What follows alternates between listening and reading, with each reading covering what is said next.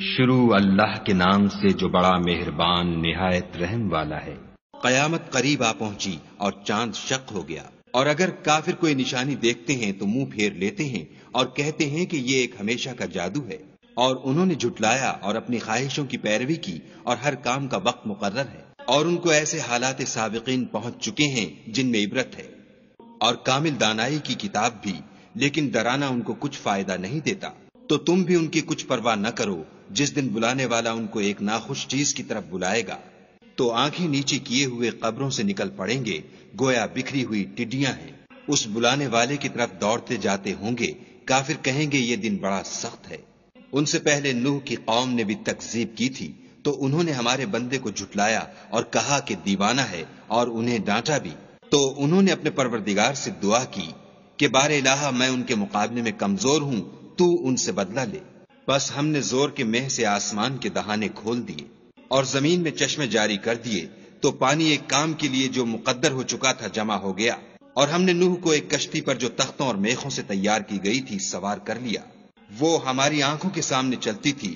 یہ سب کچھ اس شخص کے انتقام کے لیے کیا گیا جس کو کافر مانتے نہ تھے، اور ہم نے اس کو ایک عبرت بنا چھوڑا، تو کوئی ہے کہ سوچے سمجھے۔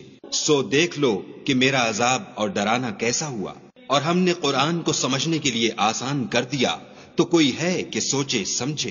عاد نے بھی تکذیب کی تھی، سو دیکھ لو کہ میرا عذاب اور ڈرانا کیسا ہوا۔ ہم نے ان پر سخت منحوس دن میں آندھی چلائی، وہ لوگوں کو اس طرح اکھیڑے ڈالتی تھی گویا اکھڑی ہوئی کھجوروں کے تنے ہیں۔ سو دیکھ لو کہ میرا عذاب اور ڈرانا کیسا ہوا، اور ہم نے قرآن کو سمجھنے کے لیے آسان کر دیا ہے، تو کوئی ہے کہ سوچے سمجھے۔ سمود نے بھی ہدایت کرنے والوں کو جھٹلایا اور کہا کہ بھلا ایک آدمی جو ہم میں سے ہے ہم اس کی پیروی کریں؟ یوں ہو تو ہم گمراہی اور دیوانگی میں پڑ گئے۔ کیا ہم سب میں سے اسی پر وحی نازل ہوئی ہے؟ نہیں، بلکہ جھوٹا خود پسند ہے۔ ان کو کل ہی معلوم ہو جائے گا کہ کون جھوٹا خود پسند ہے۔ اے صالح، ہم ان کی آزمائش کے لیے اونٹنی بھیجنے والے ہیں، تو تم ان کو دیکھتے رہو اور صبر کرو، اور ان کو آگاہ کر دو کہ ان میں پانی کی باری مقرر کر دی گئی ہے، ہر باری والے کو اپنی باری پر آنا چاہیے۔ تو ان لوگوں نے اپنے رفیق کو بلایا اور اس نے اونٹنی کو پکڑ کر اس کی کونچیں کاٹ ڈالی۔ سو دیکھ لو کہ میرا عذاب اور ڈرانا کیسا ہوا۔ ہم نے ان پر عذاب کے لیے ایک چیخ بھیجی، تو وہ ایسے ہو گئے جیسے باڑ والے کی سوکھی اور ٹوٹی ہوئی باڑ۔ اور ہم نے قرآن کو سمجھنے کے لیے آسان کر دیا ہے، تو کوئی ہے کہ سوچے سمجھے۔